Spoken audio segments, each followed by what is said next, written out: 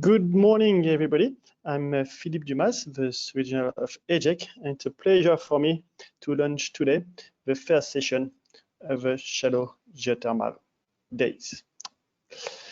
What you can see is that unfortunately this year we are not able to meet, to exchange, to discuss how we can work together to help the decarbonization of our economy with shallow geothermal, mainly to decarbonize our building sector.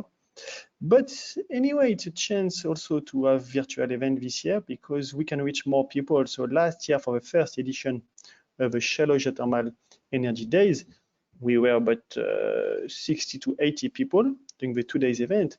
But here, this year, with this virtual event, we have more than 300 people registered. So it's allowing us to reach much more people. So hope you will enjoy this edition 2020.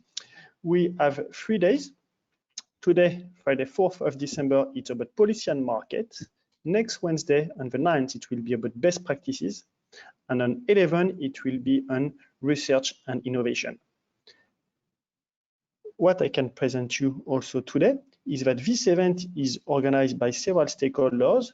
The main organizers are EGEC, the European Geothermal Association, the Renewable Heating and Cooling Technology and Innovation Platform, especially the technology panel on geothermal energy, GeoTRAINET, the association built following a support from the European Commission, a project called GeoTRAINET, but no, it's an association aiming at training of small-scale geothermal installers, mainly drillers and engineers. Also this year, we have a pleasure to have as also an associated partner the Geothermal DHC COST action, and I will give the floor later to Gregor. He will tell you more what is this COST action. And I want also to thank for their support the GeoERA-MUSE project, the EuroGeoSurveys, the GeoCOND project, and the European Heat Pump Association, EHPA.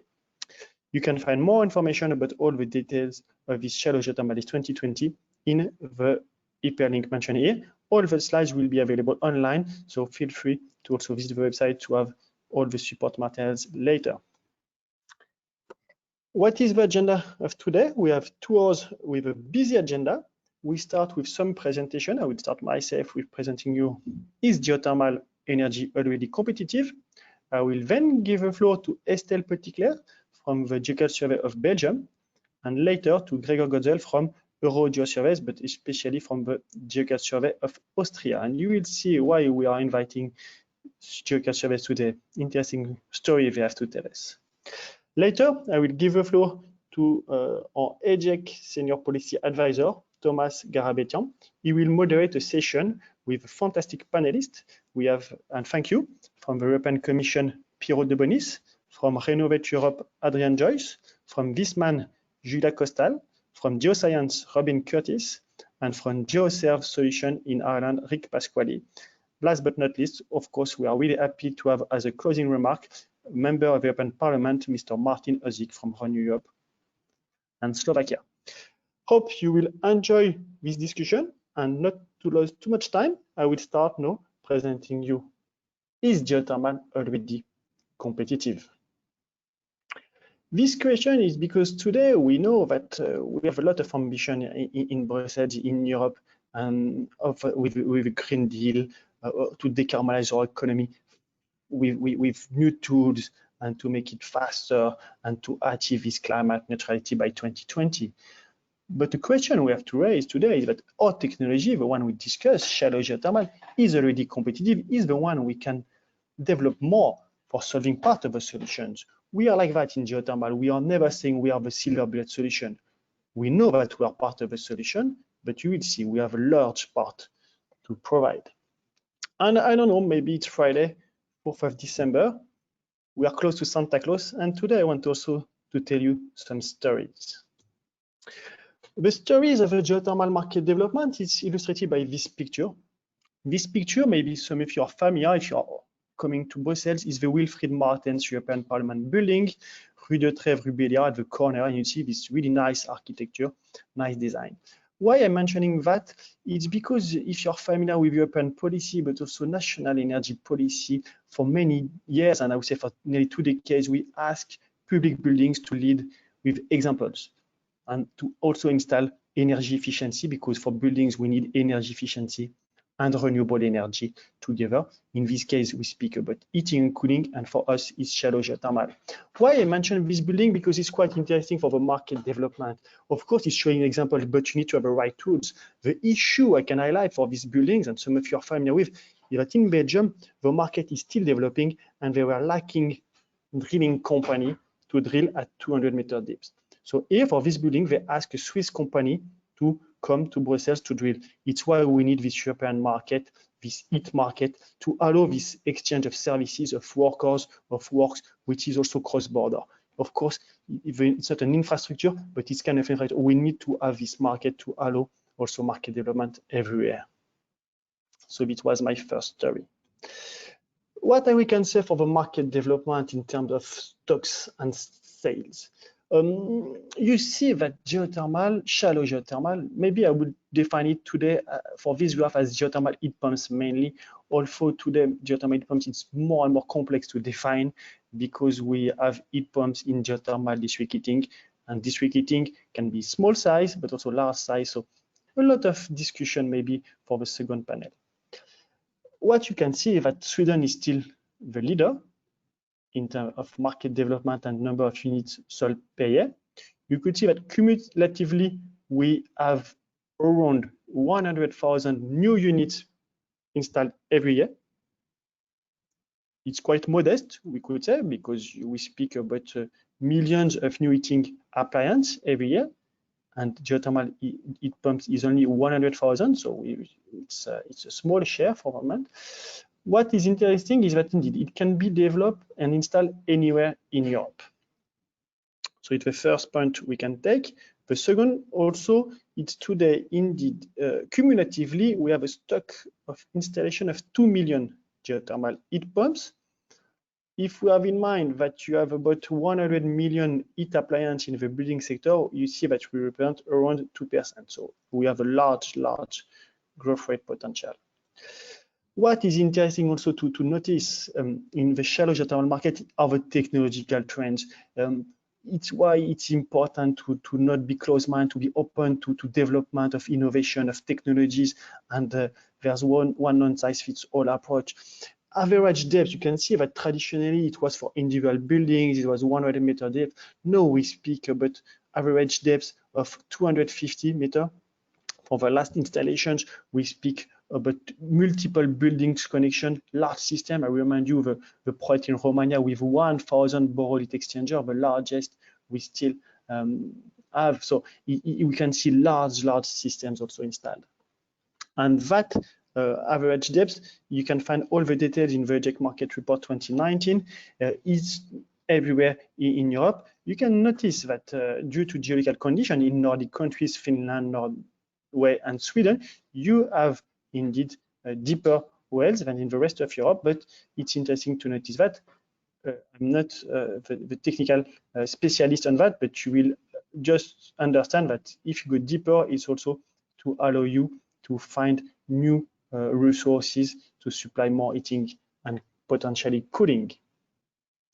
I'm sorry, we don't have today enough good statistics to report cooling in geothermal, but have in mind that it's the niche market cooling, it will develop and is developing fastly, and geothermal is quite competitive because we are able to provide free cooling. So I'm not speaking about competitive when you provide a free cooling. On market development and policy, in 2009, we adopted the first Renewable GRT with some National Renewable Energy Action Plan, Objective 2020. And you can see that, unfortunately, the majority of the member states will not reach their target, except Sweden have overpassed the target. But today we are more to speak about competitiveness. I'm showing this photo, is my second story to tell you. Maybe some people recognize who are in this photo. Why is interesting competitiveness and to show this photo? This photo is taken in the framework of a GeoTrainET project in 2009, and it's on the top of a big building in Brussels, close to the Royal Park. is the BNP Paribas Fortis bank building. So just imagine that if a bank is installing a geothermal, a shallow geothermal heating system for their buildings, for their offices, it's because this technology has a lot of benefits to provide to them. They will not make that just to show they're green, they also make it because it's saving money for them. We know bankers.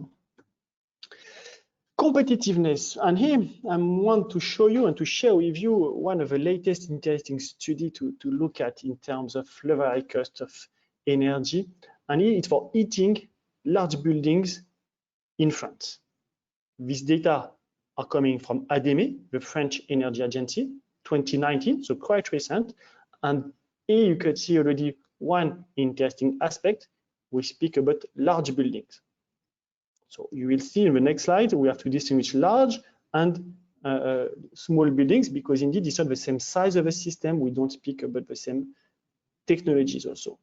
You can see on the right, we are quite proud of that. It's not the topic today, but geothermal district heating is today the most competitive source of energy in France for heating large buildings.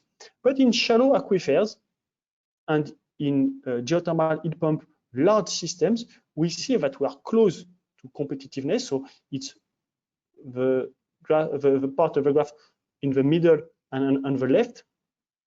The gas boiler today are a bit more competitive, but we are close to this point in shallow geothermal in France. And have in mind that A, there's no carbon pricing on gas. And secondly, have in mind that France will announce the details mid-December, but from 2023, it's forbidden to install a gas boiler in a new building in France. So it's changed also all the competitiveness of shallow geothermal in this aspect.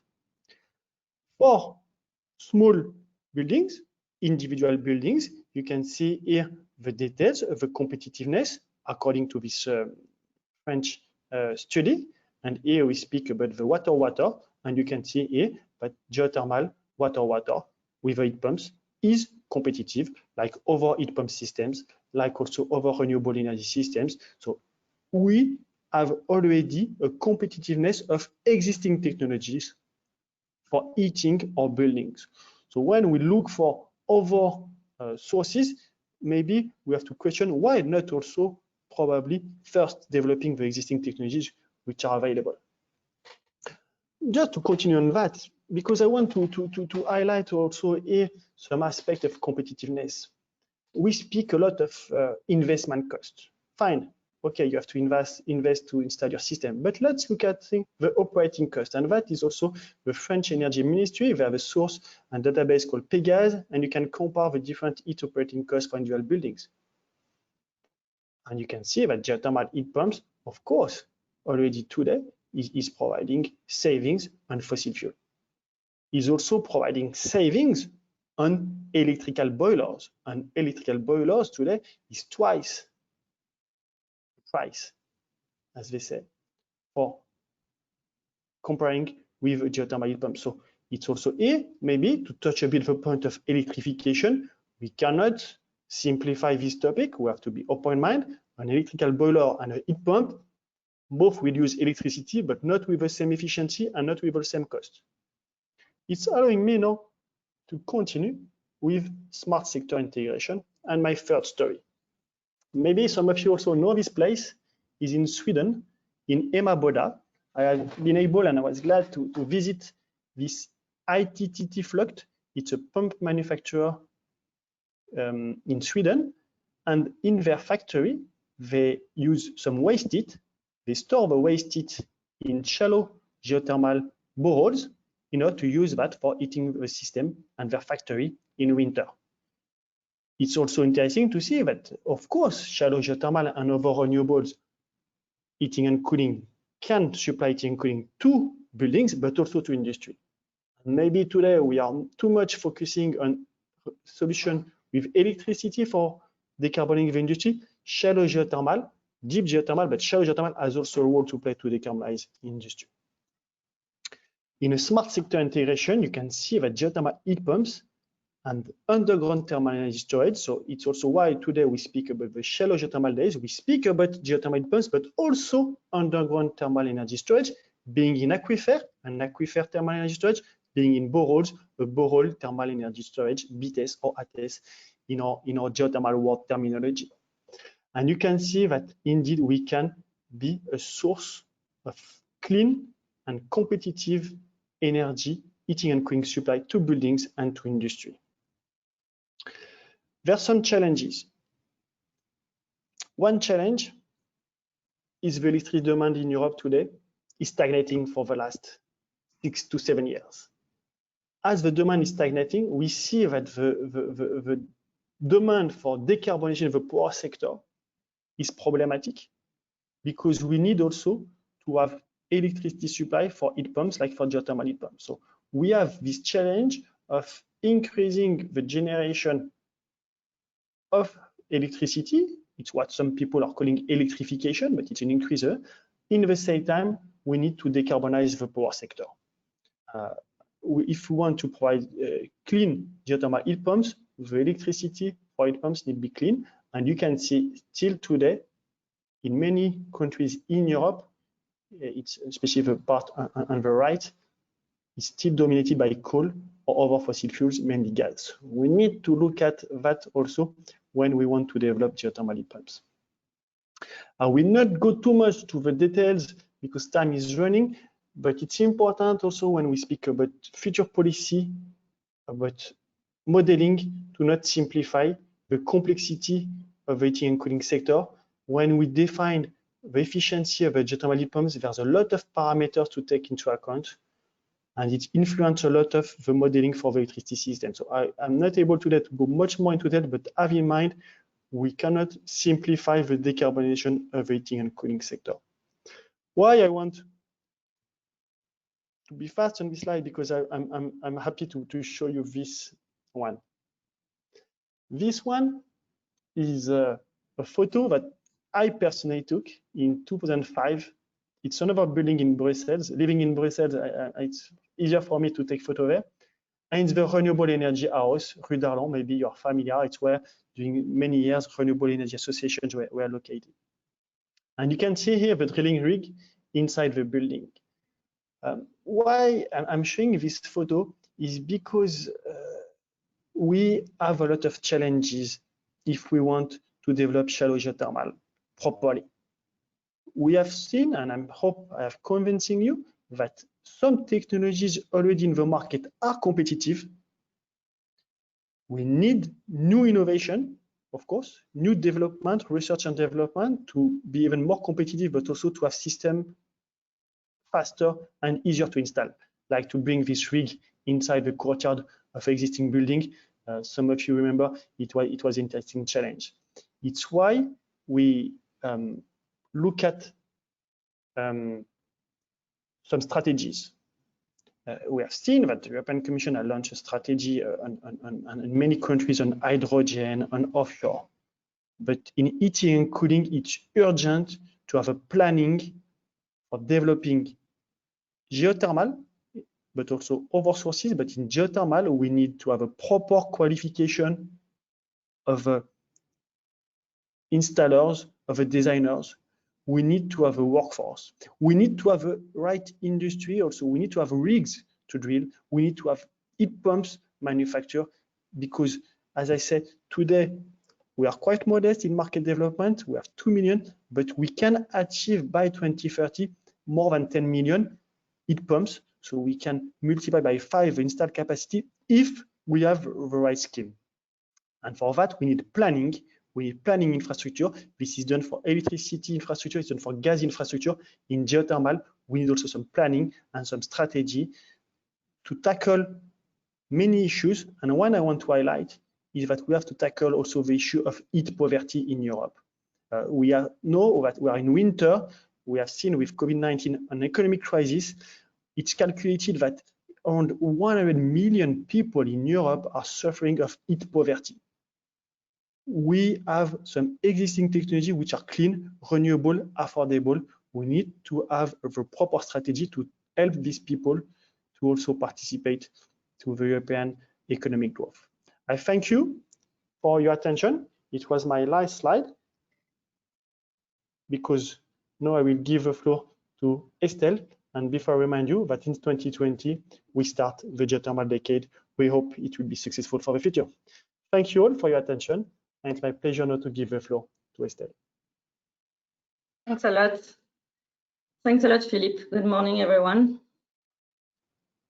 So I'm very glad today to talk about Brussels and why and how shallow geothermal energy work at Brussels. So yeah, just time to launch my screen. So thanks a lot for the invitation. And yes, I will certainly focus a bit more on the underground condition and geology as a first talk. So the idea is to explain you first how we evaluate and prove the resource at Brussels, and then we make the geoscientific information available, and also why we observe more and more improvement and more projects at Brussels is also because we demonstrate that shallow geothermal energy works by best practices. Then I will propose also to have a look at the very recent feasibility study that is going on at the European Parliament at the Poland ISPAC building. And then I will just mention some policy and market context. So first of all, the resource evaluation.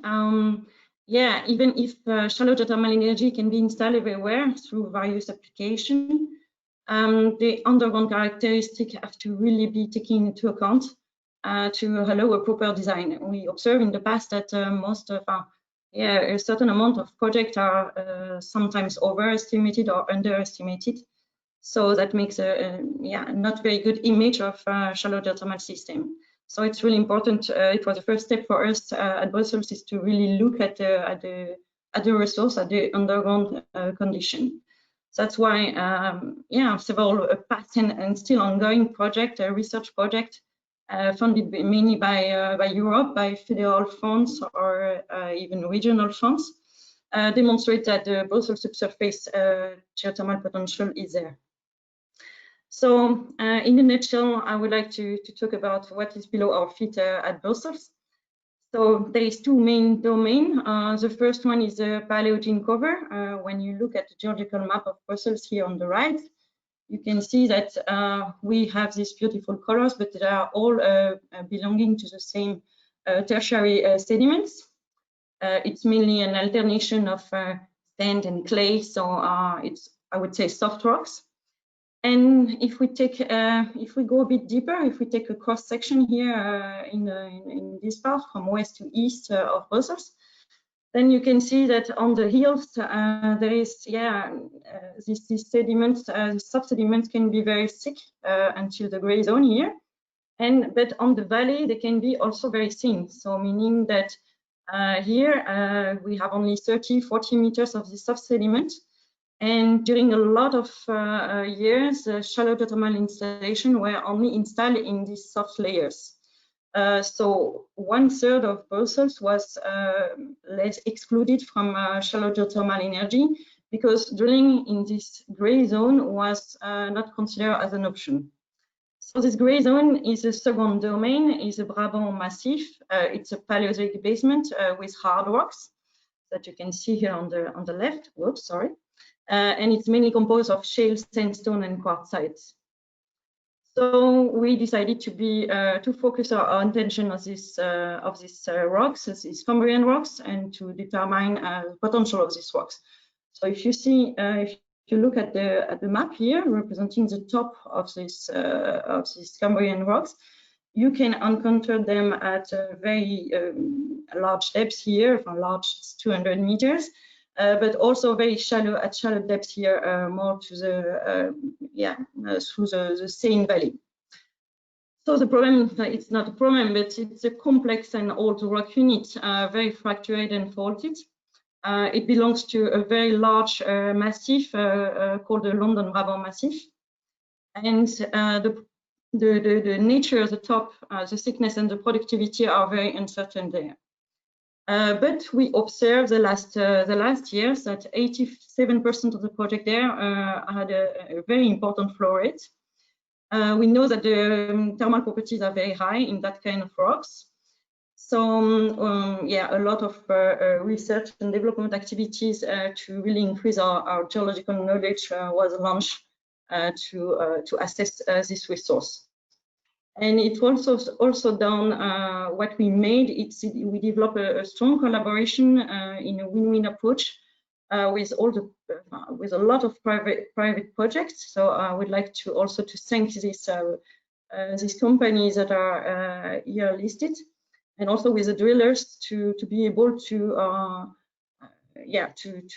manage a lot of data collection with them, and a lot of scientific collaboration with them.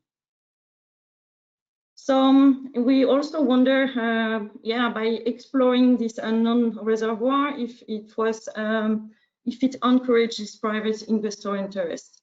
Because we made in 2016 an exploration drilling at Anderlecht, and then from that moment we observed that 12 projects were launched or are still currently under investigation in these Cambrian Rocks. And we communicate a lot about the successful results of this exploration borehole through media conferences and so on. And we think that this exploration, by proving the resource and de-risking the resource in such kind of reservoir, that it served really as a leverage. So it's a bit, I would say, the role of public funding in research to de-risk and prove the resource in an unknown reservoir. So what we made also, what was for us very, very important, is to make all the geoscientific data available. For that, a BRUGEO tool was launched just a few weeks ago. So it's a geoscientific and geothermal tool of Brussels. You have the link here. I really strongly encourage you to have a look at it. It was developed by Brussels Environment and also the BRUGEO team. And it's for experts, project managers, but also citizens that are just curious to know a bit more about what is below their feet. So for us, it was really, really crucial for project development and design to provide all this data online. So you can have, you have here just a print screen of the tool. It provides the basic and advanced underground data in 1D, 2D, and 3D. The geothermal data, of course, but you have also that helps you to design your geothermal project by the different steps that you have to follow for an open or a closed system. You have also the guide related to the permitting and legal frameworks that you need for your project. And finally, we also develop a geothermal pre-design tool that help you to have a better idea of what would be your geothermal project. So then we demonstrate that shallow geothermal energy best practices. We are, as Philip already said, we have a lot of European regional and municipality buildings that show the example of Brussels. So geothermal systems are integrated in renovation and also in construction of many European buildings. We have the NATO headquarters, the European Parliament, the Wilfried Mertens building, the House of Renewable Energy, the House of European History, and even a crèche. And it's also present in other public buildings like 2 municipalities. The Brussels Environment administration is also heated and cooled by geothermal. So, but to go further, we think that an economic energetic assessment of running systems is really, really important. That will be managed by the Belgian Building Research Center. Is really to look at what is really efficient or not at Brussels, and then it will be done through the scope of the GeoCOND project. So here you have a map with the 15 geothermal installation already existing at Brussels, and we realize that it's very important to have a detailed census to manage the resource in the future, to have a detailed information of what is already existing, and in the future to manage the resource, to see what could be the interferences between the system, and to manage the conflict of use of the underground. So we saw that the public buildings are more and more active in the transition toward green energy. And if you are more interested about this this different case, you can have a look at the GeoGeo tool. There is a fact sheet release of the different current installations, so you have more detail about it. So just to come back to the Cambrian basement, so the Wilfried Mertens building was the first one to use closed system in such kind of reservoir. And very recently, the first open system was launched at Tourret Taxi in Gare Maritime in the Cambrian basement. So now, the European Parliament is also doing a lot of efforts to install shallow geothermal energy at Brussels. And there is a new exploration phase launched just 2 days ago. So it's coordinated by the Louis de Waal enterprise. There is a feasibility survey that will allow to determine the local geothermal potential there. So 3 exploration drilling will be performed. The hydrogeological and thermal characterization will be also performed by our colleague from Artesia, and they will be supported by scientific teams from GeoCOND and GeoGeo. So yeah, I invite you to follow the geologists on the site here. It will be on the EGEC blog website. So then to finish, to hand just a few words about the policy and market context. So about the ground source heat pumps at Brussels, in Belgium, we have already 28,000 ground source heat pumps installed. So it only represents 2.4 units per 1,000 inhabitants. So when Sweden are more than 55, I think, units per 1,000 inhabitants. So it's quite low still, but we observe that the market growth is there, and it was 21% between 2017 and 18.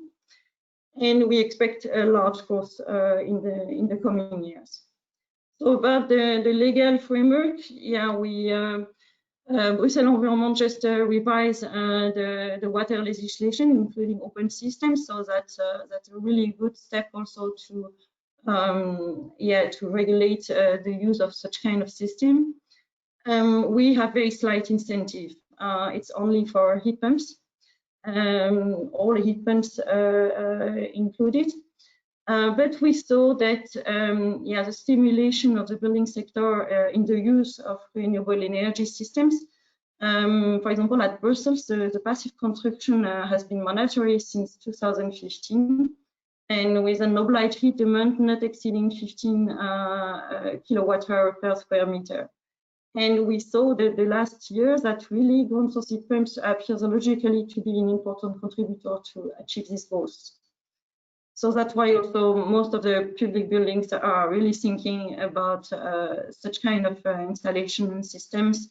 And we know that even technology is mature, even if now I would say the resource is more and more evaluated and proved. We think that additional policy measures and incentives are strongly needed to facilitate, support, and regulate the use of ground source heat pumps at Brussels. So I thank you for your attention, and I would be really happy to answer your question afterwards. Thank you, Estelle. Indeed, maybe if we have time, we'll have a series of questions, but now it's my pleasure to give the floor to Gregor Godzel. You have so many hats, but I don't know which one we'll use today. EuroGeoSurveys, GeoSurvey of Austria, the Geothermal DHC COST action, the MUSE project, the Geothermal Association of Austria, a lot of activities. Gregor, floor is yours.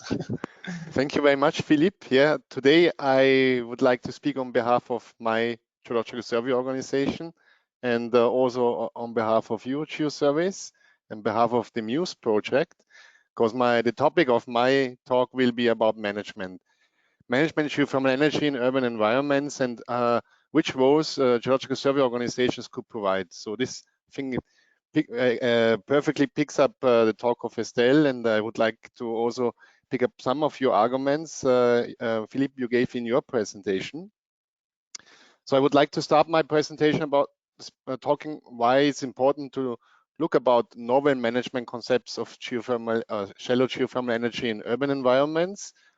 What are the major dilemmas and their implications? What would be a way forward or out of these dilemmas by so-called integrative management approaches?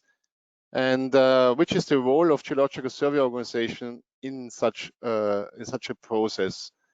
And then I would briefly talk about MUSE, so be a link to this management in cities. And yeah, I would like to link EuroGeoSurveys with the geothermal decade and give an outlook on what we would like to do in the next years.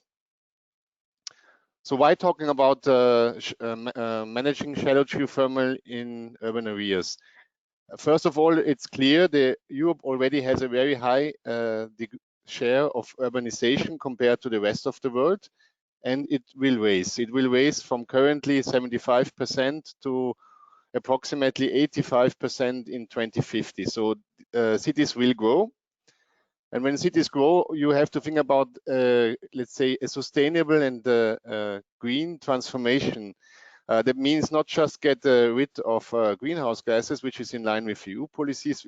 I think we don't need to talk about these goals, but it's about also life quality. That means reduce aerosols as emissions, but not just aerosols and smoke, but also waste heat. And Philippe mentioned the importance of cooling in the future, and we also have to think about how to avoid, let's say, overheating of the cities during heat waves in summer. And that's also waste heat is a same.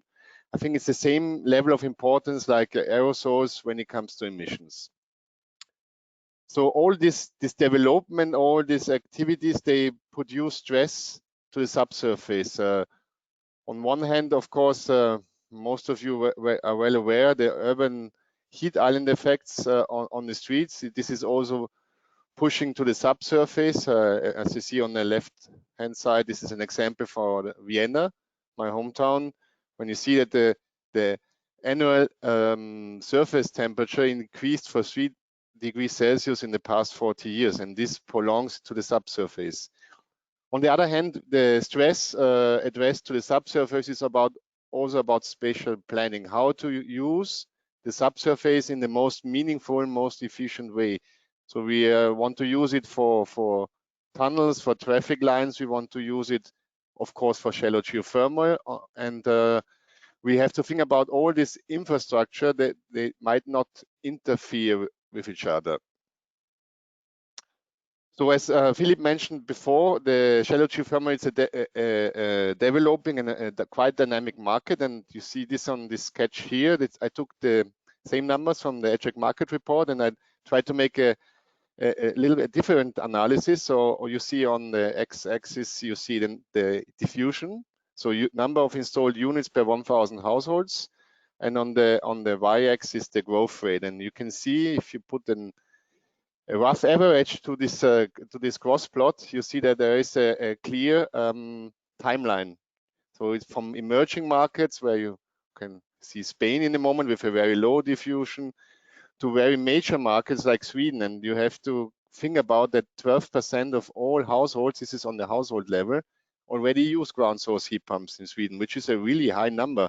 And Philippe mentioned 2% in European average. That's around where Austria a little bit more is in the moment. And these boundary conditions are very dynamic. You cannot just linear extrapolate to the future because you don't know what will happen. There might be influencing factors by funding, by policies, but also by other incidents which dominate the market and may lead to a shift of interest from fossil or other renewable sources towards geothermal. And you can see this also.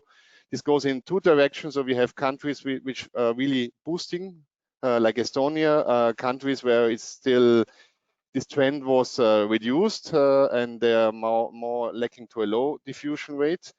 But however, I think from a certain level of diffusion, we have to think about new management approaches and which look to more integrative, not look at each system as an individual, unique case. This is maybe still okay for low diffusion countries, but not for high diffusion one. I put here arbitrary, it's my own estimation, a threshold of around maybe 1 to 5%. And you reach this, you should think about integrative management. Also, the systems change. So we, in the last 20, 30 years, we looked at individual homes, single family homes. We have the classical use of geothermal energy in groundwater, open loop systems, or voltage exchangers, horizontal collectors. But now we see, and this was mentioned by Philippe, that they go to different applications. We are shifting from a source to a storage. So geothermal changes its role, it becomes larger. It connects several buildings, and this is also what we have to look in urban environments, because in most cities we have a relatively low share of single family homes in cities. So there are new aspects we have to look in management. And I would like to now point to the dilemma. So this is what I observe in my work. The first dilemma is that first come, first served. This is applied in most European countries. And this is against a kind of prioritization of use, because first come, first served means the first one who announces an interest gets it, unless no other is in the surrounding. This is fine when you start, because it's a very simple way of managing systems. But it comes to a certain limit when you have a lot of installations, and they may start interfering, and it's not the best way to prioritize the use just on the time you submit it. There might be more meaningful uses. And this goes well in hand with a kind of linear governance procedure. So you apply at your licensing authority, you deliver your documents, you get the permission, you install it, you operate it, and that's it. There is no feedback loop to the beginning phase. This brings a lack of information. The next one is, of course, a dilemma. We want to promote renewables, want to promote shallow geothermal. On the other hand, we want to protect the environment, and this is also, if you look at the EU Green Deal, you have these two interest axes: the supplying clean energy and avoiding zero pollution. And sometimes authorities, they cannot really very much cope with it, because they want to protect groundwater aquifers. On the other hand, they should promote renewables. So that's a kind of a dilemma situation, and leads to first rigid thresholds for operations. So let's say temperature levels, you are limited to your use. It also may lead to a lack of capitalizing synergies if you look at these 2 points in a different way. And of course, reluctant authorities, that means that they do not really follow the trends and the probably state of the art because they also have other things to do. It's totally understandable. This goes also very much in line with antiquated procedures and new technological developments. So there are new parameters we should look at, like storability in the subsurface, or balanced use cannot be treated as a pure heating, pure cooling use. This is all also about training and educating licensing authorities. So what are the management goals if you look at this? So we have to distinguish between individual interests of each operator and community interests of the urban environment. So individual are more looking on high system efficiencies, high system sustainability. So you should be sure that your investment stays valid for the next decades. And of course, interested in the reduction of legal barriers so that you get easier to your permit. On the community side, you look at efficient use of the urban subsurface, or also thinking about competition between different uses, type of uses, a minimum environmental impact. The management should be flexibility and adaptable, and it should be an access to data for decision making. This is the most critical point in my point of view. And several earlier studies and also proposing the kind of cycled management approach. That means that you don't have a linear procedure of providing a license. You have a feedback loop, continuous, and you can be adaptable. And this works only if you have a bidirectional communication. It means not just the operator communicates on a continuous level with authorities and vice versa. You have to need to have an interface to facilitate this communication that normally would be web-based information systems. And that is very much important. You You link those data you receive and you communicate during the licensing and operational process to environmental energy planning instruments, which are regularly updated. Of course, this sounds very nice and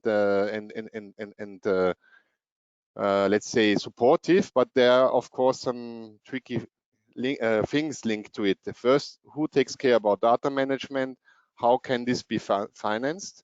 And are the competences available? Because local authorities, they might lack of these resources to take care about it. And now it comes to the geological survey organizations, and I'm representing a national geological survey organization. So what are our expertises? We collect data, we have expertise on the subsurface and different disciplines. That's very important, not just one particular one. We connect different disciplines. We have a role in communicating our knowledge, our data to the public and to our stakeholders. We do consultation, and normally on the national level, we are not directly linked into the regulation procedure. This is more on the regional, local level. And all these aspects of the integrative management approach is somehow linked at different stages to the National Geological Survey organizations. So we started information systems where we are in favor of communicating our data, which we assess. About sustainability and environment, the same with governments and efficient use, we would be more in a consultation role. We are not any decision makers. And managing resources, this is also once again linked to information systems, is an interaction of our data we collect and our expertise we propose to make plans. And then we look at a European level, and this is how we are connected to EuroGeoSurvey, which is an association of all national geological and regional geological surveys of Europe. And there is an added value to do so, and I pointed out here on my slide. It's a pooling of and transferring of expertise. As you saw on my previous slide, there are countries with a very high diffusion rate of shallow geothermal. They have a lot of knowledge, and other countries, they are at the earlier stage of this process. And it's very important to balance, to transfer experiences to those countries to avoid pitfalls and in management and in regulation. We are addressing transnational issues, and what is also very important, because shallow geothermal is more a local topic, not a pan-European when it comes to data, but we can offer a joint data infrastructure, and this is represented by the European Geodata Infrastructure, EGEC. And by cooperating, I'd like to enhance the impact of our national geological survey organizations by comparing the situations in different countries. We get arguments we can provide to our national stakeholders. And of course, this is looking also in the future. It would be very important when it comes to European decisions that also EuroGeoSurveys is regarded as a consultant from the geological point of view. So that's why we started MUSE. And MUSE stands for Managing Urban Shallow Geothermal Energy. It's a GeoERA project. So GeoERA was an ERANET initiative of European Geological Surveys. There are 45 different projects, and MUSE is the one addressing shallow geothermal. And you can see on this map that we cover quite a lot of countries. So we have 16 geological survey organizations. Unfortunately, we have a gap in Central Europe, from Italy to Germany, but we are covering Western, Eastern, Southern, and Northern Europe. It's a 3-year project, and what you should consider, it's not a classical project like a Horizon 2020. It's more, we have a very high in-kind share, so it's more a capitalization starting point to put shallow geothermal into the portfolio of European Geological Survey.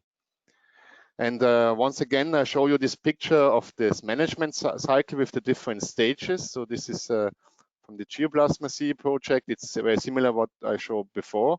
And we provide input on the different stages.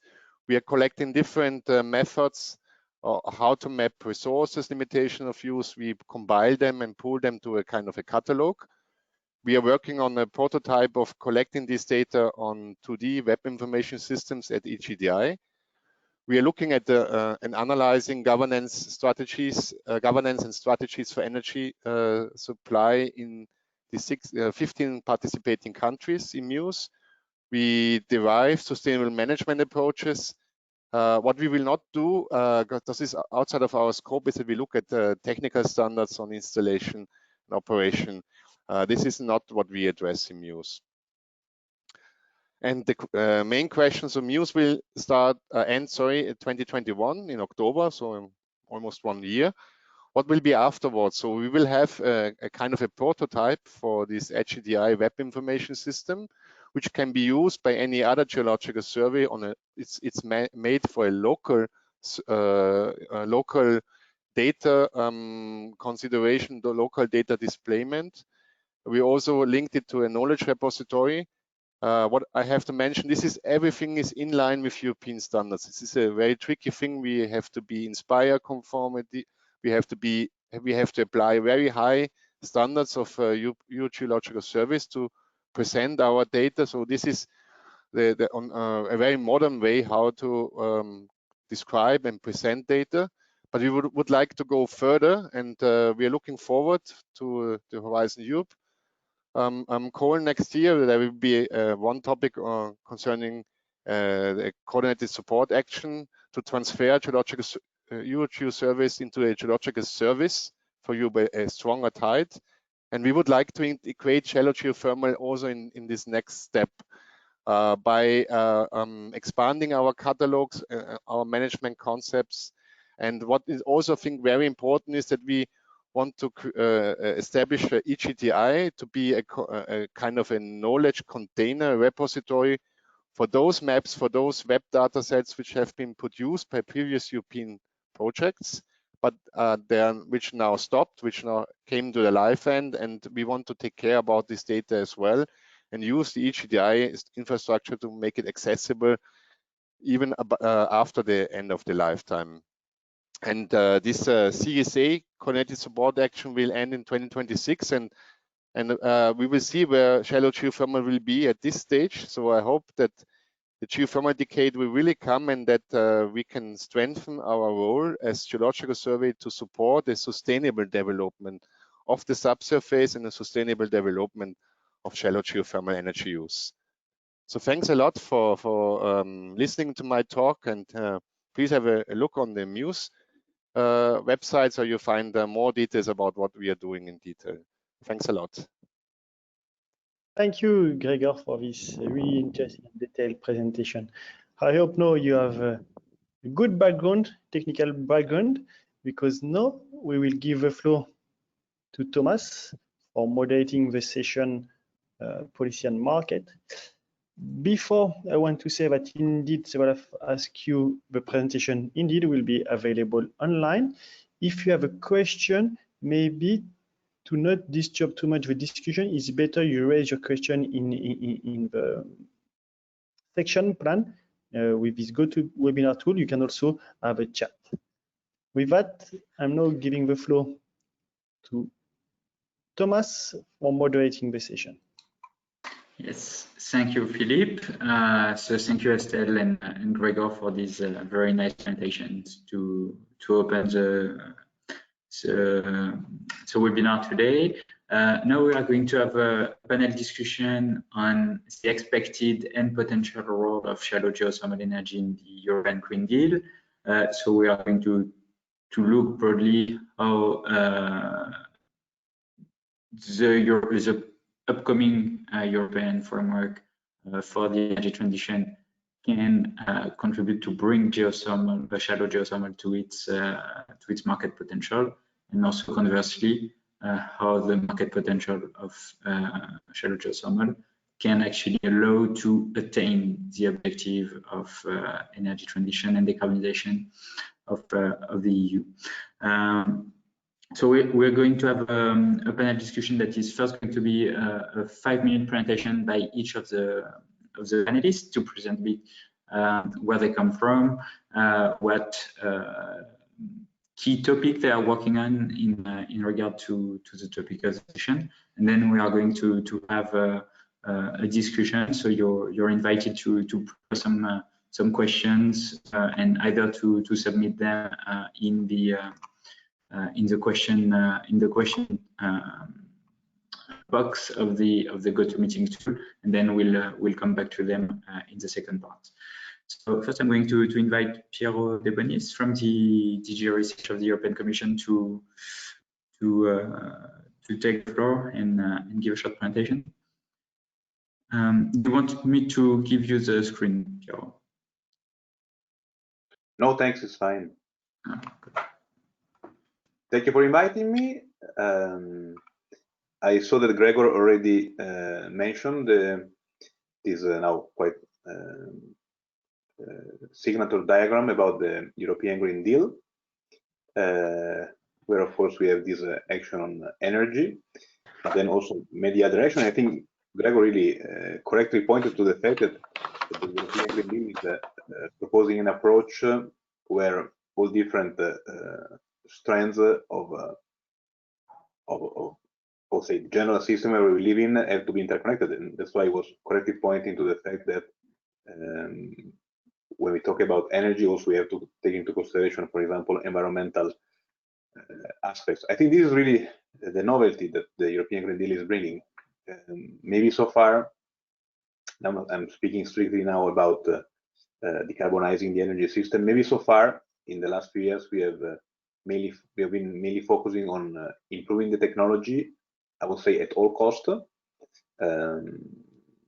just looking at how efficiency could be improved, how cost could be reduced. But really the prospect that the European Green Deal is bringing is that we have to do all this while at the same time considering environmental impacts, not only in the immediate surroundings, but in the long term. And this, of course, brings in the idea of applying full life cycle approaches, and also bringing circularity by design approaches. That is, a system is conceived in a way to be recyclable, to have the least possible impact on the environment.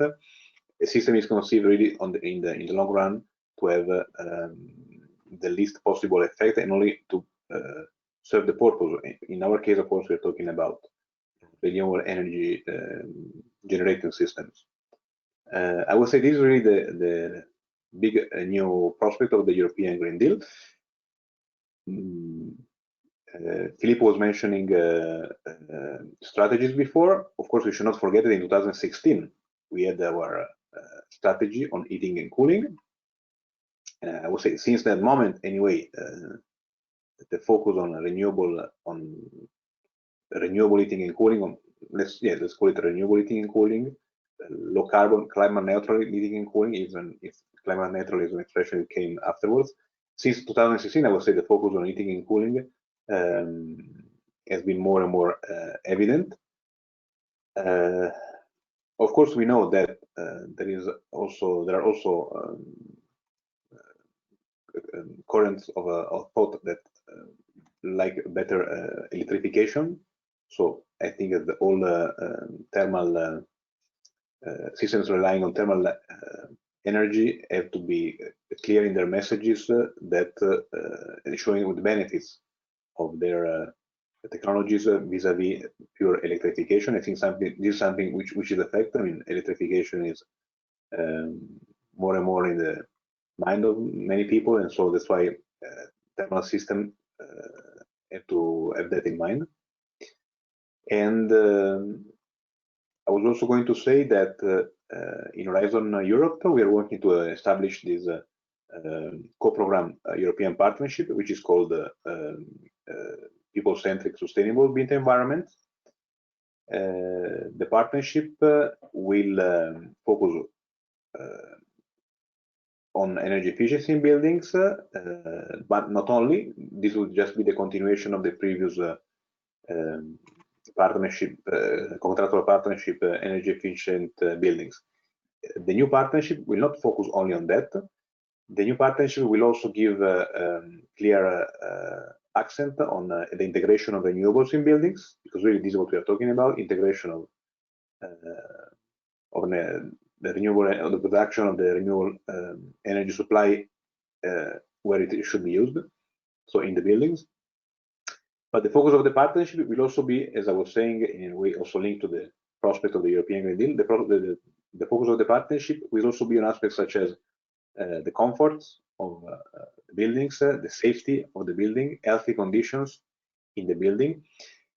And the partnership will also try not only to look at a single building, but also try to look at the built environment in general. And built environment, of course, encompasses all the human artifacts in a urban surrounding, but also in a rural surrounding, if we like.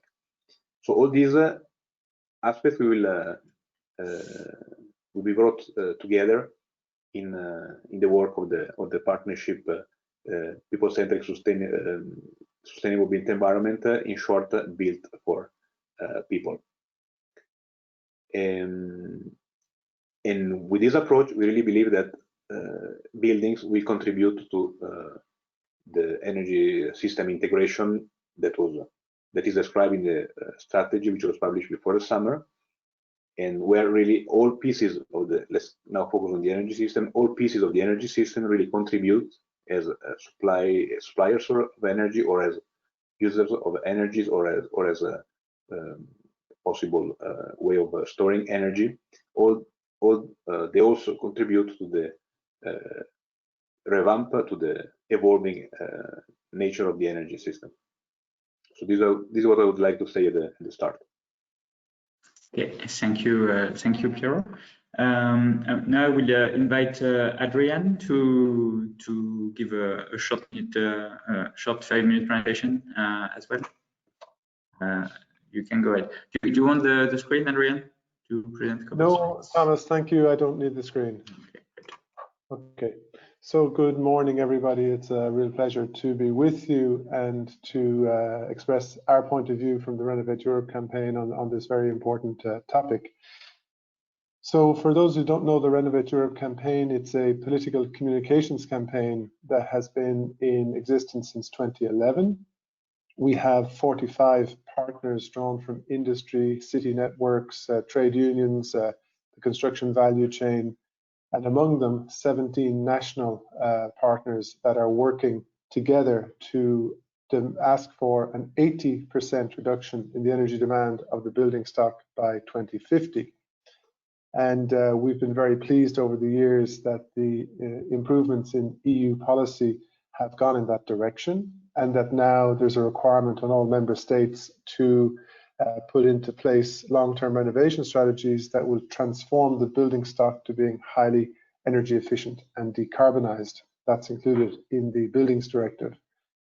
But today's discussion, of course, is looking more at the European Green Deal, within which there is 7 flagship initiatives, one of which is named Renovate. And that flagship initiative has led to the publication of the Renovation Wave strategic communication, which came out on the 14th of October. And it has become rather central in our work at the campaign over the last, say, 6 months. But what we work on in the Renovate campaign is raising awareness around the multiple benefits that reducing energy demand in buildings can bring. And those multiple benefits come at societal and at individual level. They come to environmental benefits, economic benefits, and societal benefits. And that work seems to be striking home. Why do I say that? Because in the Renovation Wave strategy, we see that the European Commission is setting out goals for 2030, which are highly ambitious. And the first of them is to reduce the greenhouse gas emissions from the building sector by 60% by 2030. They wish to reduce the energy demand of the building sector by 14% by 2030, and to reduce energy demand for heating and cooling in the building sector by 18%. Now, I know it's quite a technical audience, so you won't mind me saying that I have no idea what methodology was used behind these percentages to come up with these as target figures for the communication. And indeed, we've asked the European Commission to tell us what the methodology was. But you will already realize that reducing energy demand by 14% will not automatically deliver a 60% reduction in greenhouse gas. So a great deal of integration of renewables in the building stock would seem to be behind the thinking of the European Commission, and therefore good news for you in the geothermal world, because your geothermal decade will align very well with those targets for 2030. However, we will continue to preach, I suppose is the right word, that it's wiser to first of all reduce the energy demand in buildings through integrated deep renovations, because the lower the residual amount of energy we have to supply to the building stock, the broader the range of solutions available and the more cost effective the supply of those solutions is. So these are kind of the thoughts that are in my mind as I open this panel discussion with my own opening statement. I think that during the questions, we're going to look at some more concrete issues around how do we increase the rate and depth of renovation in the next decade, and what do we do with financing. And Thomas, I have answers to those questions, but I thought maybe keep a short introductory statement and hopefully have a lively discussion with you and the other panelists after the introductory statements from all. So I'll stop here for the moment and look forward very much to coming back with further ideas and inputs to this discussion. Thank you. Perfect, thank you, Adrian. Now I invite Julia to deliver her opening statement.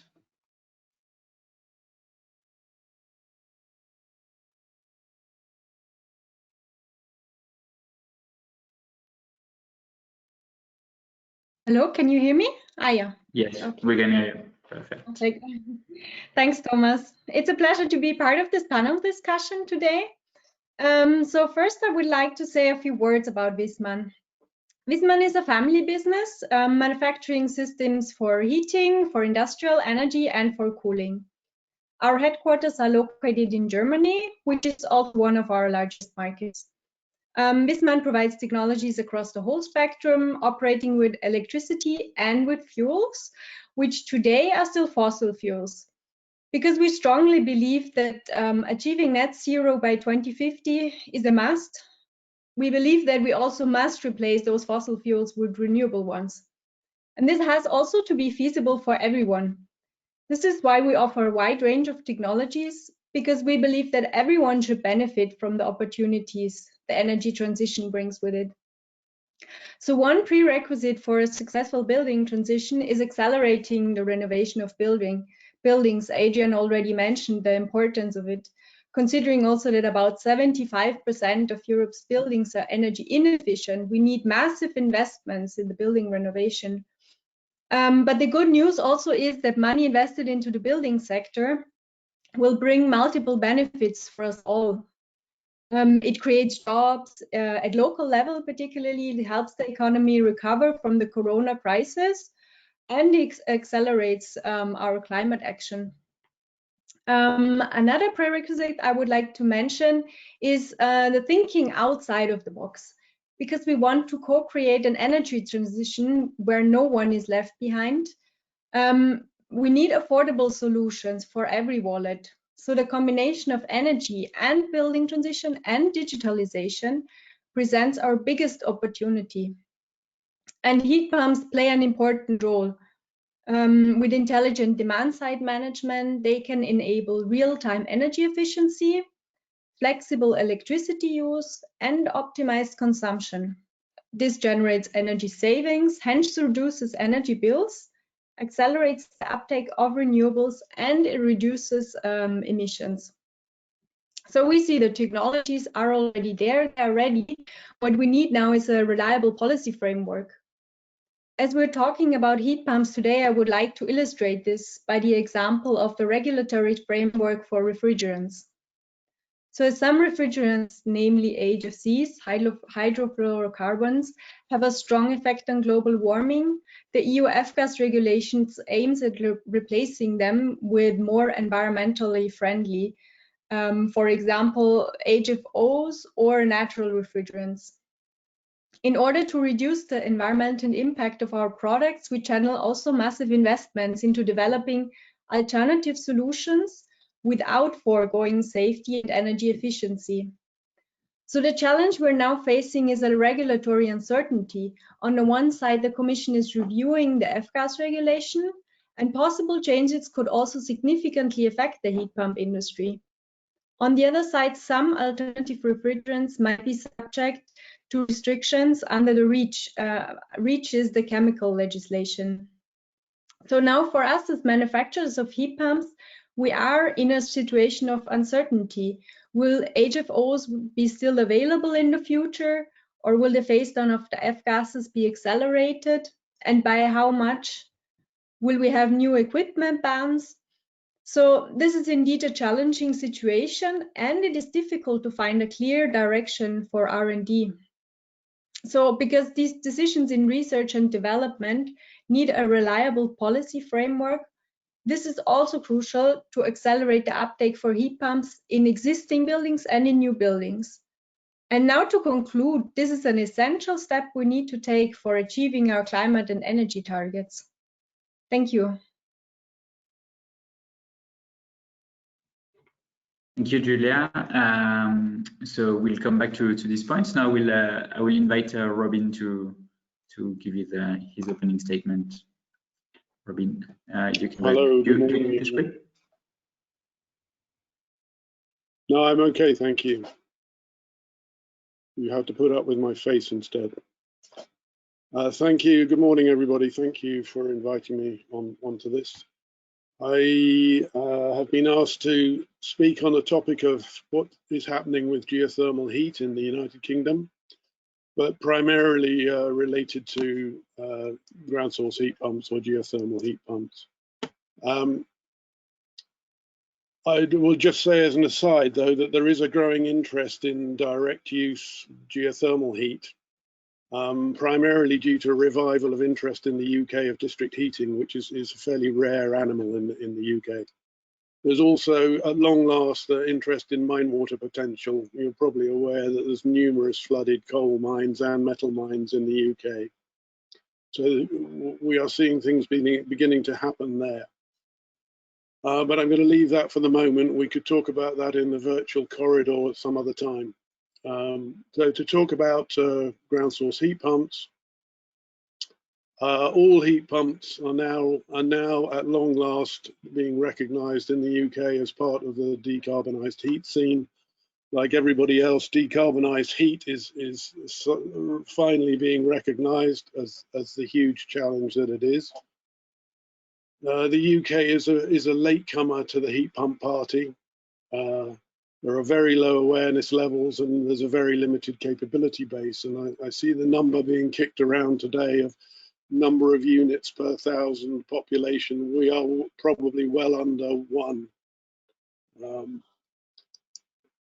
So some background and context to that is that on the low carbon heat front, what's the scale of the challenge for the UK? Well, we have approximately 26 million dwellings.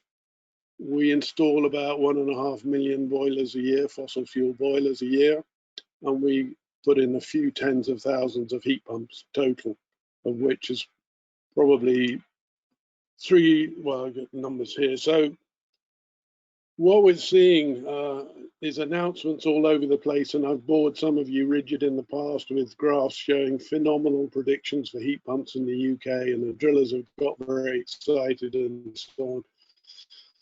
In the last few months, we've seen revisions of these, and what I thought was the latest one from a few days ago was 600,000 heat pumps, total heat pumps a year required by 2028. That's compared to 30,000 last year, of which maybe 5,000 were ground source. And I've seen that figure, a big announcement this morning by the Prime Minister that we're now talking about 1 million heat pumps a year. I'm not sure by which date, but never mind, you get something to do with the scale of the challenge.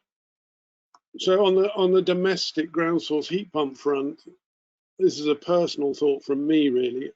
I think we should be focusing on new build estates, because right now we're seeing rollouts of multiple thousand housing estates that are still being built on gas.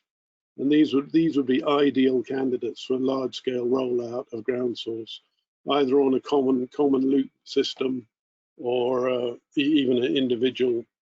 The drillers can get on these estates, make a big mess, and we're not mobilizing drilling rigs and so on all the time. And then we fully expect to see air source heat pumps will be the bigger market. And I can see them going into the one-off retrofits around the country. So I've been asked to make a comment on some business models to incentivize heat pumps. I'm not an economist, but I'll lob some ideas in. We have had something called the Renewable Heat Incentive. There's a paper around from EGEC 2016 in which I said, was it an incentive or an inhibitor? It was a very long story. If people want to look at the way an incentive scheme gets developed, we could talk about it until the cows come home. But the issue is that we are now coming to the end of that. The domestic incentive will end in March 22, being extended for a year, and the non-domestic will end next year. But it was only ever, and there has been some innovative use of that funding to develop things like common loop arrays in social housing. But it was recognized behind the scenes that this was only ever a pump primer, and it was for all types of low carbon heat, not just heat pumps. So what next? Are we going to get a stick, a carrot, or both? And I'm going to make 3 quick suggestions. So one, there is a very big stick potentially, in which some of you have heard the rumours about an announcement there'll be no fossil boilers allowed in new housing in the UK after 2025. Last week, the Prime Minister said that'll be in 2023. And after the event, the numbers disappeared completely. But let's say it's 200,000 heat pumps a year, and how many of those will be ground source heat pumps? And we're going to go move from 4,000 a year to how many tens of thousands a year? Raises some really big questions about the supply chain and training for UK GSHP designers and installers. So the next one would be, rather than a big stick, it would be some financial fiscal engineering. So could that be a big carrot? You're all probably aware there is this big debate across Europe about what do we do about electricity versus gas tariffs, and we need to see some rebalancing of the existing environmental levies, maybe a carbon tax. It's time to see some heat pump tariffs. I suspect some of you are blessed with heat pump tariffs already. We've just seen the first heat pump tariff announced in the UK. And we've also seen some very innovative, flexible time of day tariffs for heat pumps being used, which generate negative heat prices at some point. And lastly, particularly for ground source heat pumps, I throw in the idea, and others of you who may have been investigating this, and we are pushing quite hard, is for the ground array element of ground source heat pumps to be considered as infrastructure and funded by whatever the mechanisms are that are used today to fund the installation of gas, water, and electricity and cable infrastructure, which is all a bit of a hidden mystery as to how that gets funded. But we'd ask for ground arrays to be considered as that. And so I leave that at those 3 suggestions, and would welcome any other potential suggestions for us to accelerate to these enormous predictions of multiple tens of thousands, if not hundreds of thousands of heat pump installations a year required in not too distant future. Thank you very much. Thank you, Robin. Now, last but not least, to finish this round of opening statement, Rick.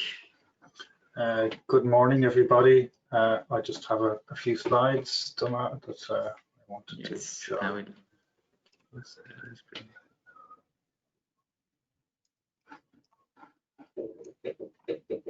Here you go. You should be able to share your screen. Yeah. Is it appearing? Oh. Yes, now we can see it. Okay, very good. So good morning, everyone. My name is Rick Pasquale. I'm the owner and director of GeoSurve. I want to spend a little bit of time talking to you about renovation of public buildings in Ireland using geothermal solutions. GeoSurve, for the purpose of this, specialises in providing turnkey services for ground source heat pump collectors and commercial and residential applications. What I'd like to do is just spend a little bit talking about some previous case studies. The geothermal sector in Ireland currently comprises about 190 megawatts of 100% ground source heat pumps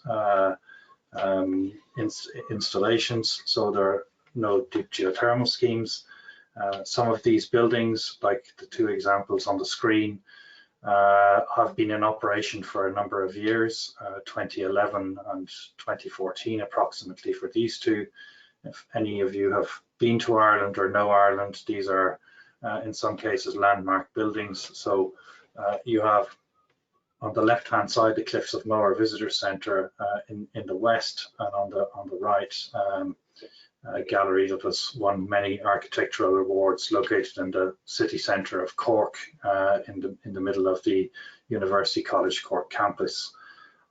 They use different types, obviously, of geothermal systems, horizontal arrays, which remain still very popular in Ireland, and an open loop system in the case of the Glucksman in the gravels of the River Lee that you can see on the right hand side. So, and there's a picture of the construction of the Cliffs of Moher Visitor Centre with the cliffs in the background. So we could say that this is the current state of the art in terms of implementing ground source heat pumps in Ireland, along obviously with vertical closed loop borehole heat exchangers, which I haven't covered today. There are some new projects looking specifically at renovation, not only in deep retrofit scenarios, but also in more complex buildings, public buildings, historical and listed buildings in particular.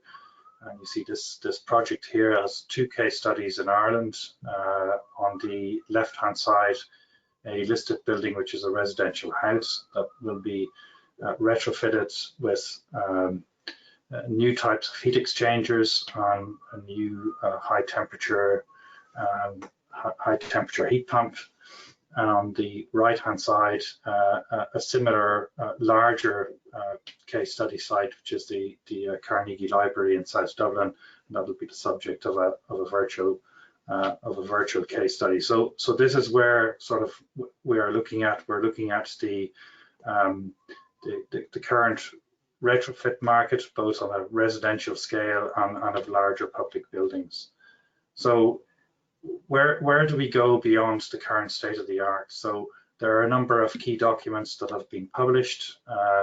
This is a roadmap published only a few weeks ago by the Department of Environment, Climate and Communications. I'm not going to speak about it. There are some references there for the audience if they're interested, because this roadmap is focused on deep geothermal and district heating. The Geothermal Association, on the other hand, is also working on a roadmap which will be published in Q1 of 2021. I've highlighted in orange there the three key items of where we see the market going in the future. So the majority of where we feel the ground source heat pump sector will be in retrofit of probably of commercial buildings. The residential market equates to approximately 600,000, so that's the estimate, 600,000 heat pumps installed in residential buildings. I believe ground source heat pumps will have a share of that, but let's say The business case and the market potential for commercial buildings where there are heating and cooling solutions is probably a little better than that. And in the bottom of the slide there, you can see the Climate Action Plan retrofit target at the moment is of 25,000 buildings for that by 2030. So if we were to sort of take a stab at what the market might look like in the future, we start at 2021 on the right-hand side of the graph at a share of about 3.4% of commercial buildings, which is where we are at the moment. And if we look at ramping that up to about 10% by 2030, we could project a conservative, I would say very conservative amount of heating and cooling energy produced every year. So that's roughly what I wanted to table in my opening statement for today. There are some issues that are really critical in terms of supporting this enhanced growth. The three items which I see as critical, which have already been raised, I think, by a lot of the previous speakers, are first of all, aside from increased resource awareness and public perception of shallow geothermal resources, there needs to be further joined up thinking in terms of planning and mapping energy demand and matching that with a shallow geothermal resource. We have to considerably step up our system data and databases, particularly with respect to measuring, monitoring and verification of the operational phase of larger scale systems in order to be able to better inform policy, but also demonstrate performance of the technology. And finally, I think this was raised by Adrian in his opening address, the integrated design approach, which for me is critical. In order for systems and ground source heat pumps to be successful, the building fabric, the integration with other renewables, on shared energy resource infrastructure. What I mean by that are points that I think Robin has already touched upon, where you might use a communal collectors, a communal ground source heat pump sources for multiple building or multiple occupancy buildings. So I think I'll leave it at that, and I'm sure the discussion will bring the rest. Thank you. Thank you, Rick. I see that MEP Martin Nix, I'm sorry for the pronunciation, arrived. If you want to also jump in the panel to join the discussion, it's welcome to the discussion. So thank you all for this very good presentation. Maybe so I think we had a very good overview, I think, of the situation for shallow geothermal, and more generally the question of decarbonizing the building stock, touching on topics of innovation, of really renovation rates and how to accelerate that, and then more specifically to the technologies to enable it, including obviously geothermal heat pumps.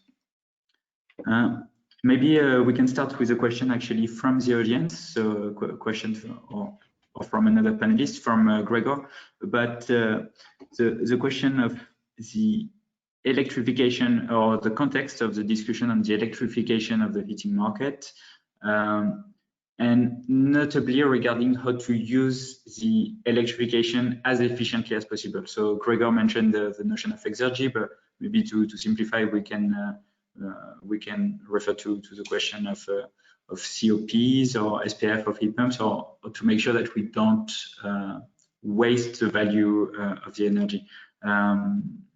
I don't know who would like to start on this topic. Maybe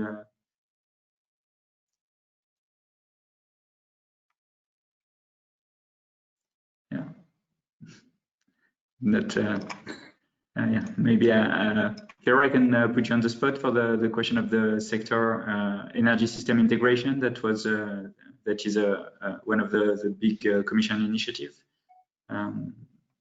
over the recent years.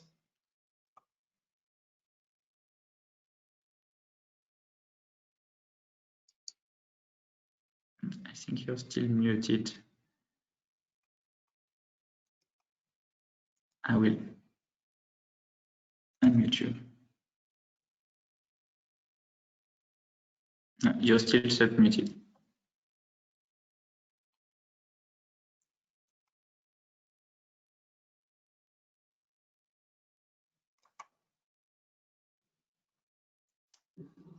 No, we can't hear you. Now you should hear me. Yes, it's perfect. Thank you. So is this a question in the chat or? Yes, this was a question in the chat, indeed.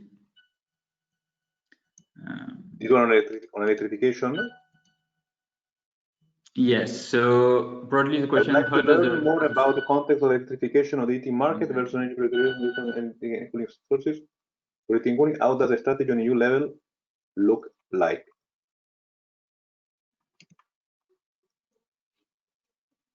Well, we are the strategy, I would say, leaves the door open to different approaches. In a world where we are, of course, pushing a lot for the deployment of a lot of electricity generating renewable sources, like here we're talking, of course, about, for example, offshore wind.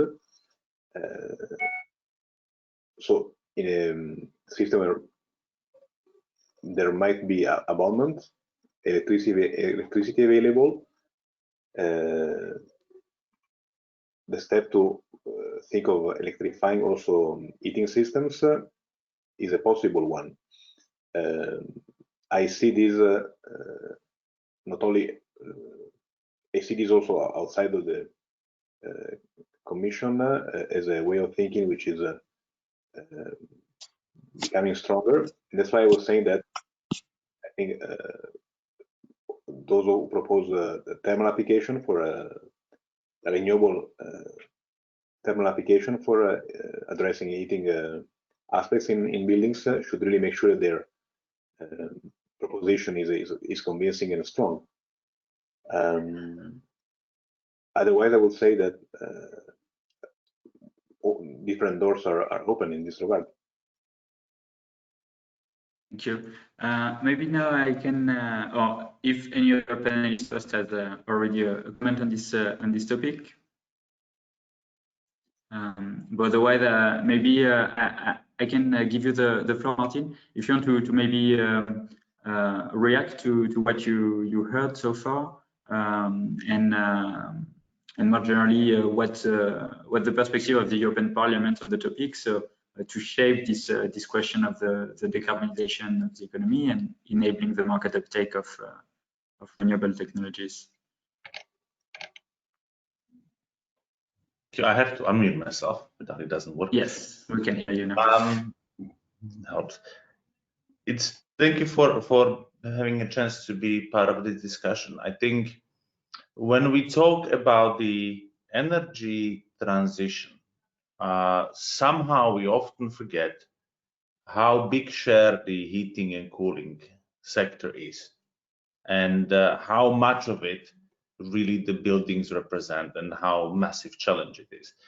And then when we talk about it, I think there is this kind of feeling that we often don't have a easy solution for that. You know, everybody thinks that looks up and thinks, okay, sun is good for electricity, but we keep on forgetting about the energy we sit on, and that's really geothermal. And here, I think we need to increase not only the pressure, because when you look around the different documents coming from the Commission as well as the government, I think we are underestimating the potential of the shallow geothermal, but also the deep geothermal, and sometimes on its own, and sometimes in combination with other sources. Now, there is one particle, was briefly mentioned on the side, one particular area which I believe is having especially interesting potential, and that's the old mines. Because we're talking about the coal mining regions in Europe, and let's be honest, you know, coming from Central Europe, this is often being used as, okay, you know, we have to, you know, you want us to shut down the coal mines, like, you know, it's not something we are facing together, meaning climate change. So we need to do something else. Now, this is a unique opportunity to really utilize the heat from the coal mines for heating of the surrounding buildings. And I don't mean like, I mean surrounding towns, essentially, which often have central heating systems, or kind of central heat distribution systems, which are connected to the good old coal-fired power plants, which, you know, we need to shut down as well. So I think this is one very interesting thought, and I think this is something which I would hope it's from the Commission taken as a must in the just transition plans when they will start coming from the different affected region. Second was the thought about how are we going to treat the shallow geothermal as an infrastructure need, as a thing that we need to really look closer at and really the challenge of scaling up fast and being able to start moving from saying big numbers to actually implementing big numbers, and how to do it in the most efficient way. And this is for me connected with an issue or with the challenge that I think we are overlooking both in the renovation wave as well as in the renewables, that this is also a really opportunity for creating jobs, not just in the actual implementation, but in the entire supply chain of this. If we're ready ahead, it's a huge opportunity for European manufacturing sector to be ahead of the curve, to have these technologies made in Europe and not elsewhere. But this requires a really concentrated effort also from the industrial policy view, as well as from the businesses. And I think this is where we need to start talking yesterday, how, in the case of the shallow geothermal, we can make this happen, because it needs to be produced, it needs to be installed, it needs to be maintained. And if we want to scale up, this will not be just a challenge, but this is really indeed an opportunity to create green jobs that Europe in the post-corona times will desperately need. All right, thank you for these remarks. I think this can allow us to transition quite rapidly to one of the main points when we consider the question of decarbonizing the building sector, which is really to direct the money to the technologies. And here, Rick and Robin, you already brushed upon the topic. Maybe also Adrian, you mentioned you had some idea, but how to really bring the financing, the capital, maybe in some form of public money, but also obviously we will need to have private finance to flow to renovating buildings, installing shallow geothermal technologies. So what solutions could we go for? I'll jump in here if you don't mind, Thomas. Yeah, we can hear you. Great. Yeah, I was just, we in the Renovate Europe campaign have looked quite hard at the question of financing for the renovation wave. And in fact, we've produced an infographic which outlines all of the various EU sources that are available and that were mentioned in an annex to the Renovation Wave communication. But one of the things that we've also realized is that for the European Union countries, access to the recovery fund, which must be used in the next 3 years, well, allocated in the next 3 years and then spent in the next 6 years, is a very promising resource that technologies such as shallow geothermal could access. However, the trick is that accessing that funding at European level must go through national recovery and resilience plans, which are currently under preparation in each member state. So if there's a sector or a segment that's interested in accessing that recovery money, and it's a total of 672.5 billion euro, So it's a very large sum of money. And then they must be sure that their technology or their segment is included by member states. And it's usually the Prime Minister's office that's responsible for this, for the actual plans and submitting them to the European Commission for assessment and approval. So I would urge those listening, and it's great, we have over 140 people online, to be active with their national ministries in order to mobilize this money towards these very promising technologies with huge potential. And I'm very taken by this, the way that I hadn't thought about it, but how flooded coal mines and metal mines become a kind of sustainable resource, not a resource that's being just used in a linear fashion. And I hadn't thought about that but for the Just Transition Fund and the Just Transition regions, that should surely be a very, very rich area for increasing the use of shallow geothermal and exploiting that geothermal heat that comes through flooded mines. Therefore, being very equitable, I think, as a way of stopping coal mining and yet saying, yes, but your coal mines are still your energy source. So it's really a lovely piece of putting parts of the jigsaw together. But there's another thing that I wanted to talk about, if I might, Thomas, and that is, how do we increase the desire of homeowners and building owners to go for, first of all, deep energy renovation, and then secondly, for the best sources for heating and cooling, and in that package, of course, geothermal. And one of the things we've realized is that our whole area seems so technical and difficult that lots and lots of ordinary homeowners are just befuddled by all the information that's coming at them, and they don't know what choice to make. So we believe quite strongly that the development of one-stop shops where independent, reliable advice can be given on all these aspects that are not technology neutral would really help to build trust in both renovation activities and in renewable energy sources as reliable sources for heat and cooling going forward.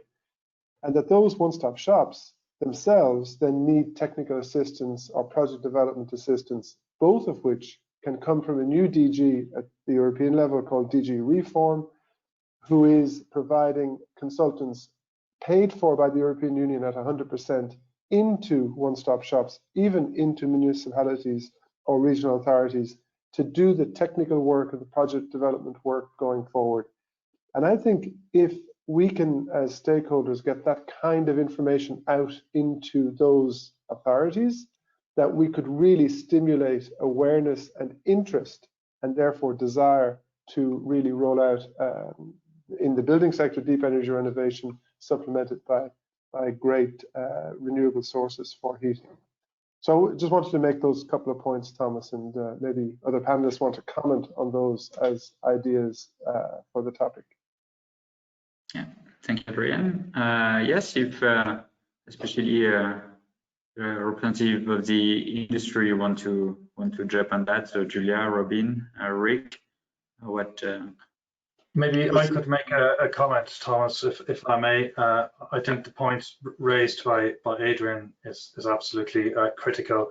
The idea of the one-stop shop is really a key concept in my view.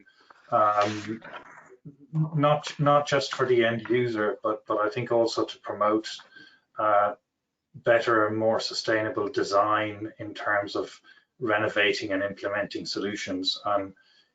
In too many cases, in my own personal experience, renovation on the implementation of renewables is still looked at in a sort of a silo-fashioned approach, where one piece of the system does this, another piece of the system does that, and there's no real sort of interaction and broader level of thinking in terms of design. So I would totally agree with that proposal, and maybe this is something that's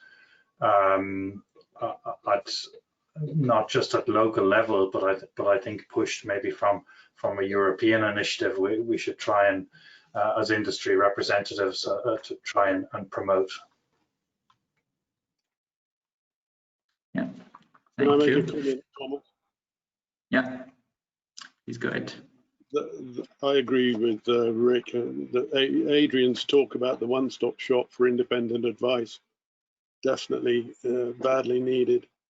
The other comment, I shot myself in the foot to some extent by saying that the UK, to hit some of these big numbers, I would target ground source at the big new estates. But I should mention, or would like to mention, one of the smaller things that we have achieved in the UK that we're quite chuffed with is the introduction of ground source into the social housing sector. So particularly down here in Cornwall, which is off the gas grid, we initiated refurbishment and then installation of ground source in houses fueled by coal. Right? And we seriously addressed the fuel poverty issue, and we provided these largely elderly people with one of the cleanest systems ever. And I remember a European commissioner, and it was the first time he'd come across the notion of installing these in the social housing sector. And several contractors now have been able to build a financial model based on RHI that is retrofitting these into multi-story apartment buildings in the UK. So the point I'm making is I think even Thomas Novak at EHPA struggles sometimes to find good examples of successful application of shallow geothermal into renovation projects. I mean, to give you the extreme, we have been working quite closely with the National Trust in the UK, and some of you may appreciate how old the National Trust buildings are in the UK. And they have been routinely fitting ground source to their buildings for conservation and comfort levels. So we need to be careful that people completely dismiss or write off the potential of shallow geothermal for serious renovation projects. They have to be done properly, but we don't just have to focus on new build by any means at all. Yeah. Thank you, Robin, for these comments. Maybe Julia, to rebound on what was said a little bit and what you mentioned in your presentation. I think maybe I wanted to ask you, how can we make sure that no one is left behind of this energy transition? And especially, I was wondering what was, from your perspective, especially as a supplier of many different technologies, the role of taxation, and especially taxation of the carbon impact, or integrating the carbon in the cost of heat more reliably?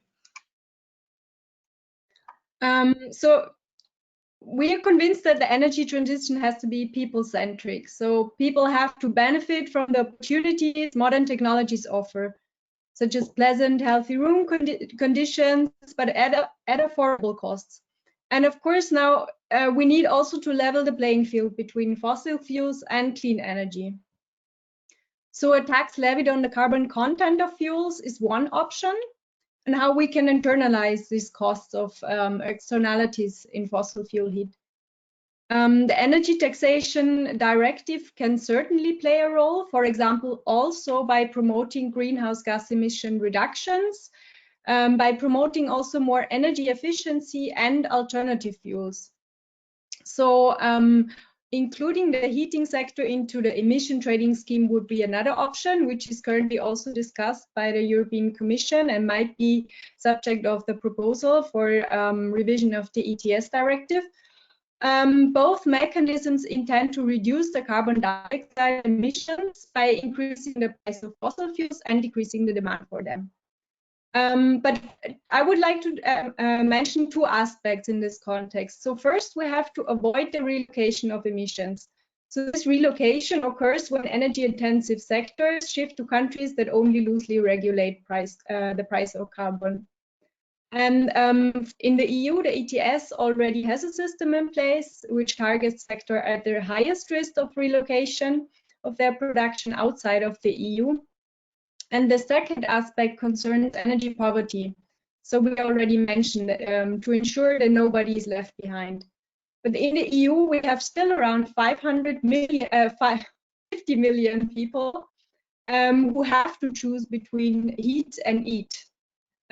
Also, Commission Executive Vice President Franz Timmermans recently said, we want everyone to have a home or without breaking the bank or breaking the planet.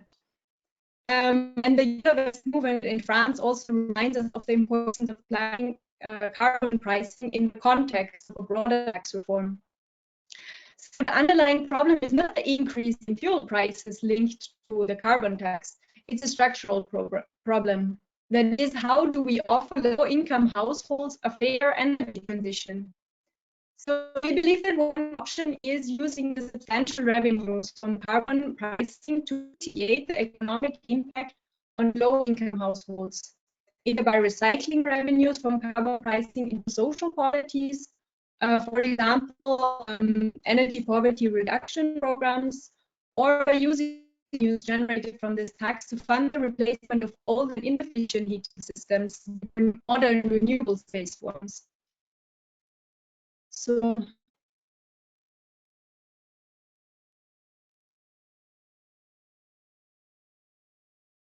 Thomas, you're on mute. Thank you. Well, thank you for these comments. Maybe just to finish this discussion before handing the floor to Martin for the wrap up.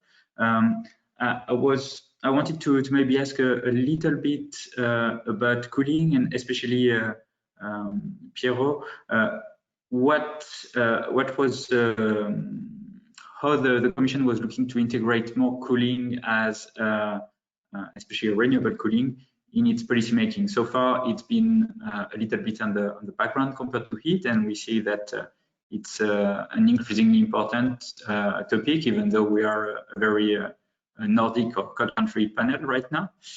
So, Piero, if you have a comment on that.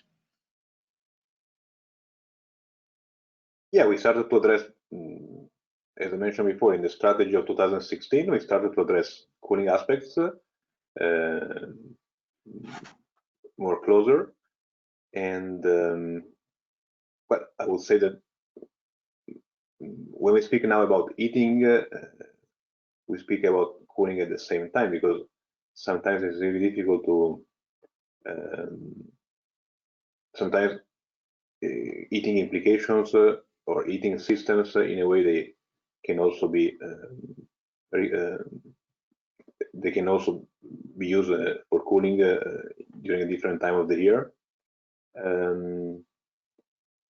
In terms of technological development, in our research programs,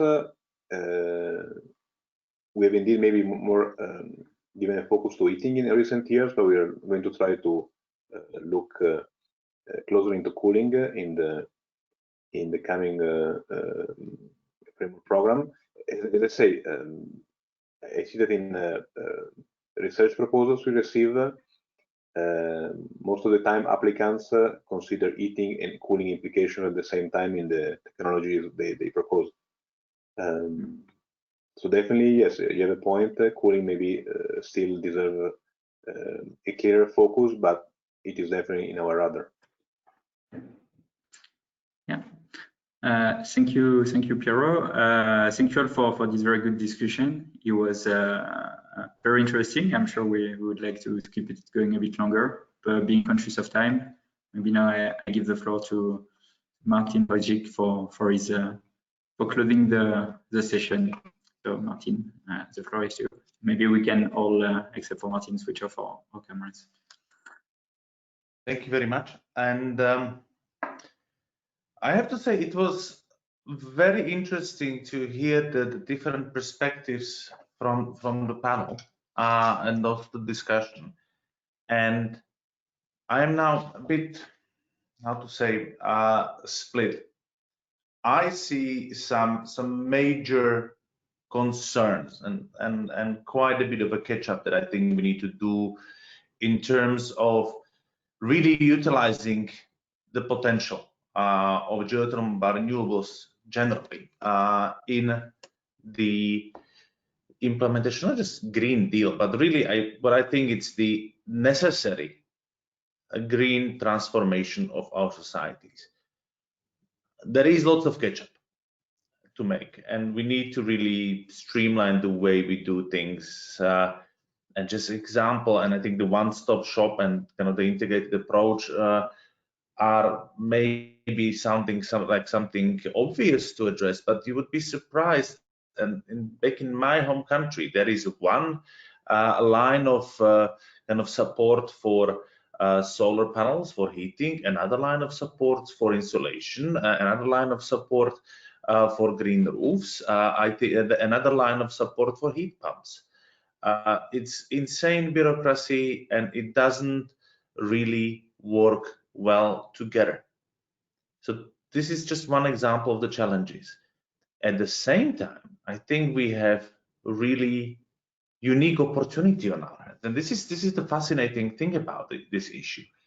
We actually can not, in my view now, spend a lot of money and decrease the emissions. We can invest a lot of money, but not only decrease the emissions, but also improve the houses and places of work and places of fun and entertainment and contemplation into places which not going to be only energy efficient and using renewable energies, but actually are going to be a better places to be in from the health perspective and feeling perspective. And I think this is something which is also a very important element. And yes, they can be much better places also from perspective of beauty. And this is where we need to grab this opportunity really fully. We need to make sure, and I very much agree with the comments around energy poverty. We need to make sure that we address it, and that we address the decrease, or we deal with the decrease of greenhouse gas emissions and the need to go down on these emissions while taking care of the energy poverty. I think this is very complementary. I think this is where we can do much better, and where also the geothermal can be and should be one of the clear choices. And this is where I'm concerned if we would be jumping too much into, let's put the buildings into the ETS and the local heating into the ETS without having had addressed the energy poverty earlier. And last but not least, I think what is very important to be aware of, because this is where I think the shallow geothermal, but also the deep geothermal in combination with solar thermal and other renewables in terms of heat, we will need to take care that we don't end up, and this is a particular risk, let's be honest, in Central and Eastern Europe, but not only, that we don't end up with stranded investments in the fossil gas infrastructure, because that's the argument we often hear, that okay, we need to replace the coal that is producing heat. In my own country, the majority of coal, the large majority of coal, is going to heat, not to electricity, and the coal is important source of heat energy in across the Europe still. That we don't go into investing now into fossil gas and then have to struggle to invest again in renewables, because that would create lots of stranded investments that will not come back. And here, for me, the shallow geothermal in the short term and larger scale of deep geothermal in the medium term present a very credible option how we can, to largest extent, avoid investment into the fossil gas. And I hope that we will properly utilize the opportunity that we have with the taxonomy as a tool that can help us to direct investments into energy efficiency first. I have to keep on repeating that, and then into renewables. Thank you very much. Thank you. Now, I think this allows us to close the meeting. So thank you all for your participation. That was really a very interesting discussion. To everyone who asked about the availability of the slides, they will be made available following the meeting.